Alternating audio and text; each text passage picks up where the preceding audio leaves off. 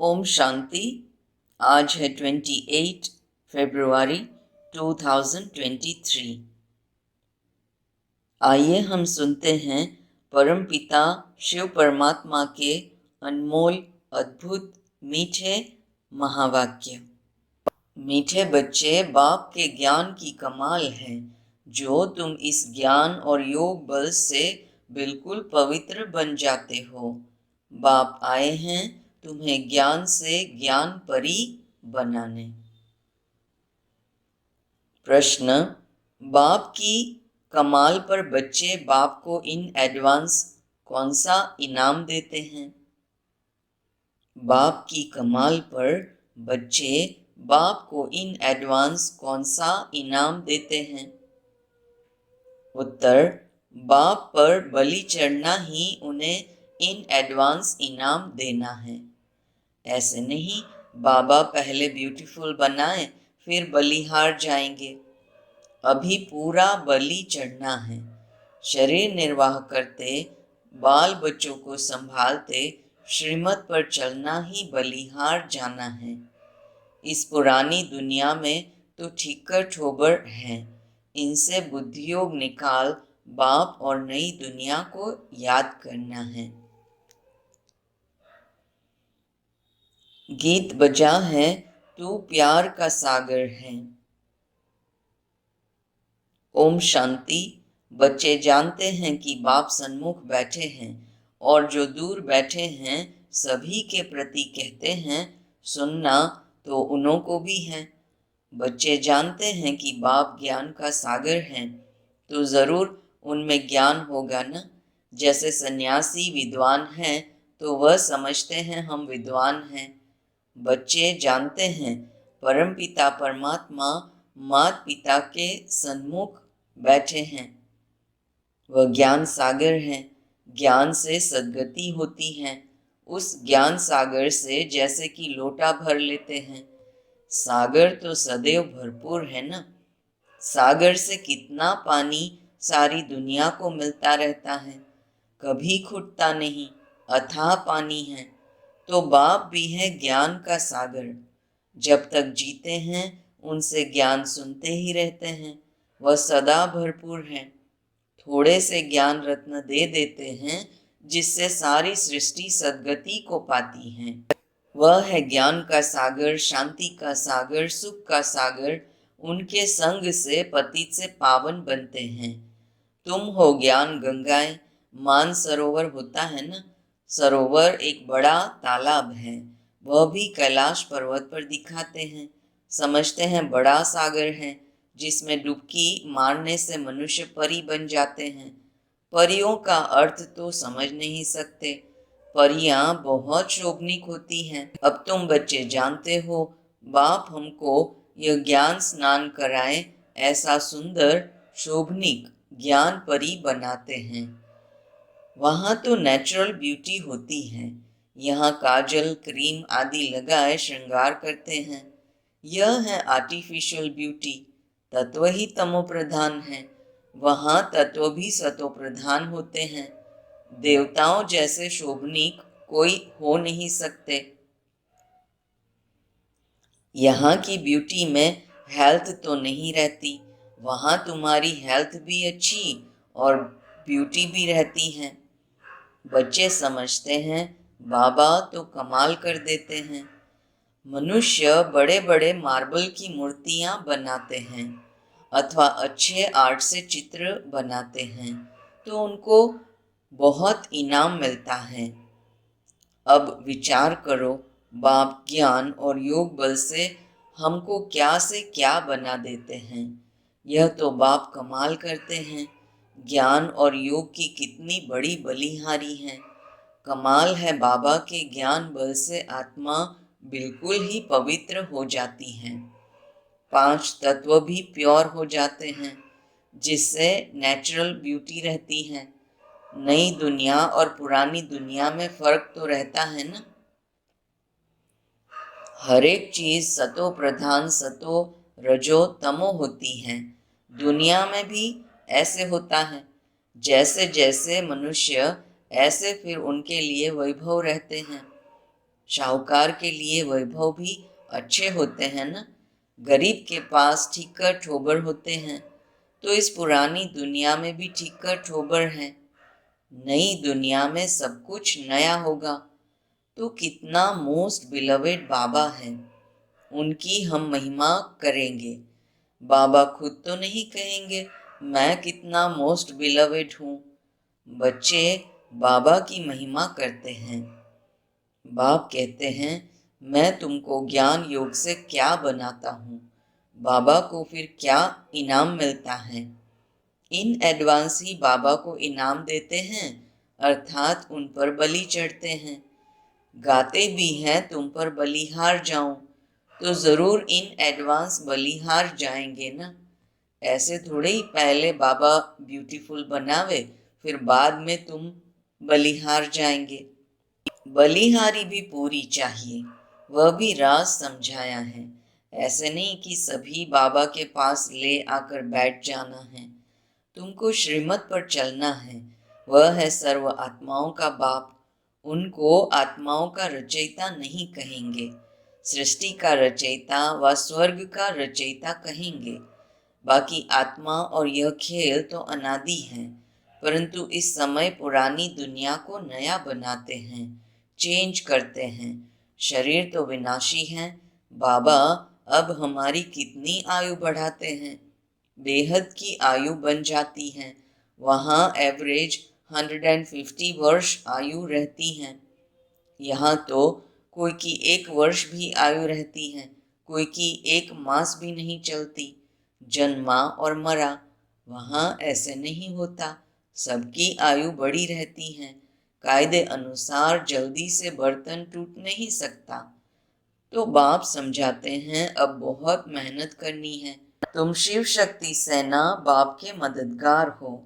तुम समझते हो इस समय रावण राज्य है, सब विकारी हैं। उन विकारियों से सन्यासी अलग हो जाते हैं, फिर सृष्टि रची नहीं जाती। सन्यासी सन्यास सृष्टि ही रचेंगे, अर्थात मुख से आप समान सन्यासी बनाएंगे। उनको वंशावली नहीं कहेंगे। वंशावली गृहस्थ आश्रम में रहते हैं। सतयुग में वंशावली फूल जैसी होती हैं। सन्यासियों की वंशावली नहीं हो सकती, लिमिटेड है। यह तो अनलिमिटेड है ना। गृहस्थ आश्रम कहते हैं, वास्तव में आश्रम तो बहुत ऊंचा ठहरा। आश्रम पवित्र होता है, विकारी गृहस्थ को आश्रम नहीं कह सकते। बाप पवित्र गृहस्थ आश्रम धर्मी बनाते हैं। माया रावण अधर्मी बना देती है। मनुष्य अधर्मी बन पड़े हैं। धर्मी अधर्मी मनुष्य को ही कहेंगे, जानवर को थोड़े ही कहेंगे। तो बाप आकर धर्मी बनाते हैं, माया अधर्मी बना देती हैं। परंतु उनको जानते नहीं हैं। जैसे ईश्वर को नहीं जानते, वैसे माया को भी नहीं जानते। परमात्मा के लिए कह देते सर्वव्यापी हैं, परंतु सर्वव्यापी तो 5 विकार हैं। इस समय भक्त सब बाप को याद करते हैं, अर्थात सब में भगवान की याद है। ऐसे नहीं कि वह सर्वव्यापी है। 5 विकार ही दुख देते हैं। तो भक्त भगवान को याद करते हैं, बहुत दुखी हैं, फिर कह देते हैं दुख सुख भगवान ही देते हैं। रावण का नाम ही भूल जाते हैं और माया फिर संपत्ति को समझ लेते हैं। संपत्ति तो धन को कहा जाता है। इस समय सभी मनुष्य माया रावण के मुरीद हैं। तुम आकर ईश्वर के मुरीद बने हो। वह रावण के दुख का वर्षा लेते हैं, तुम बाप से सुख का वर्षा लेते हो।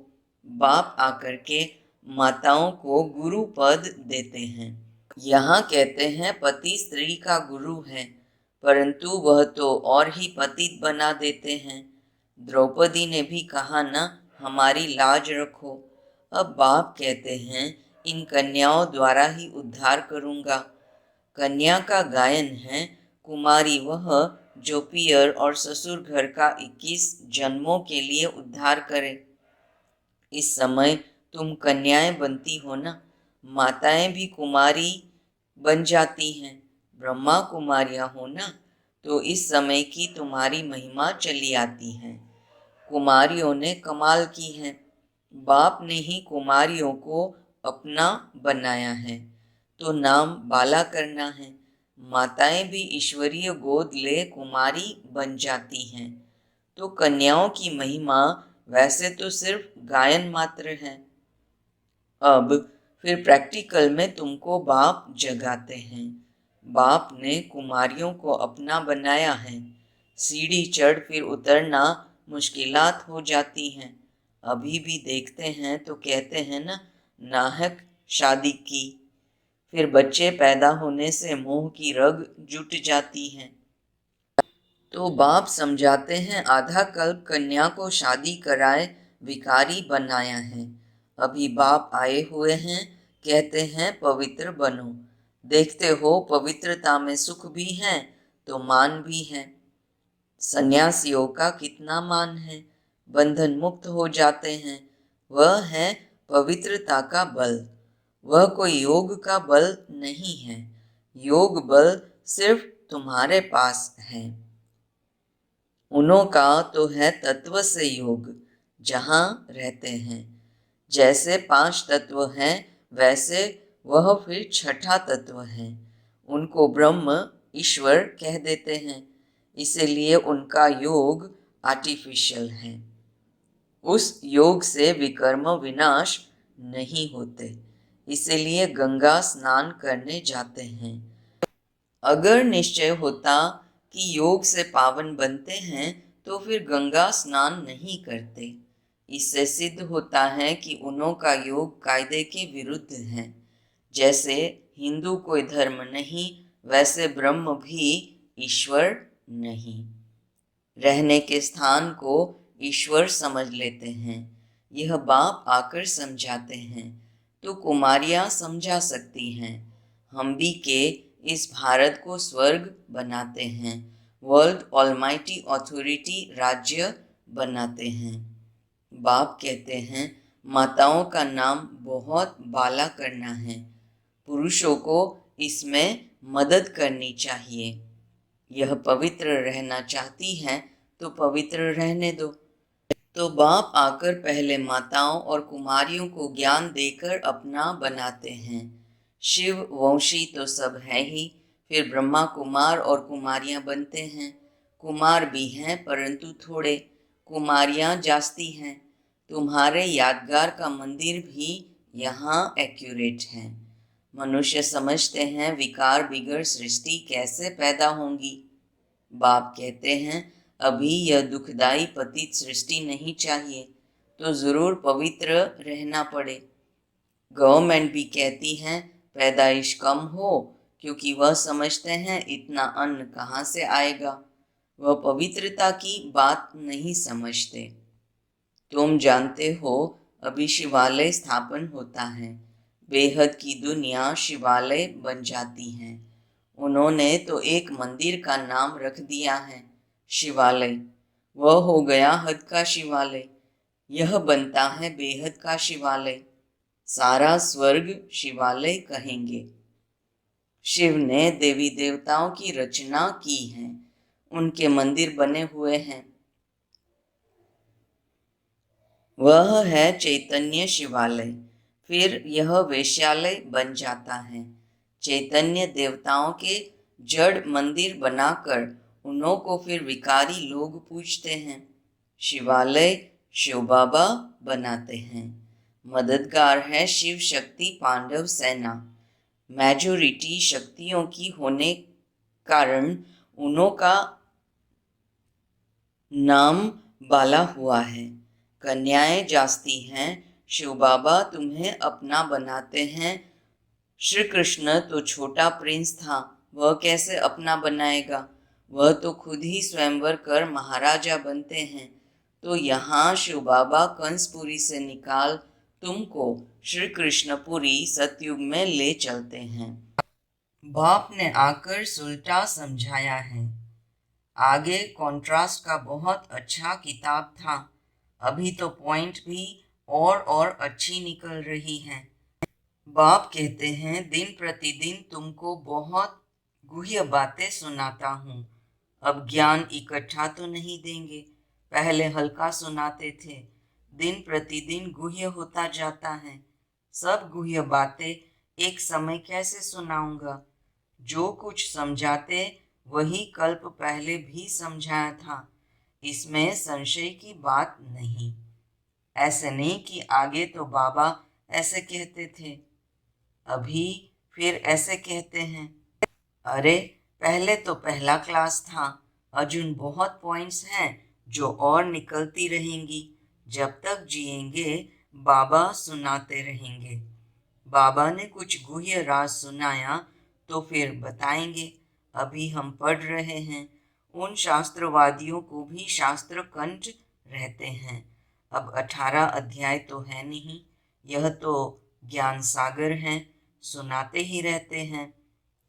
वह बाप ही ज्ञान का सागर, आनंद का सागर, शांति का सागर है। इस दुनिया में तो कुछ भी नहीं है, न प्यार है न सार है। वह तो सब बातों का सागर ही सागर है।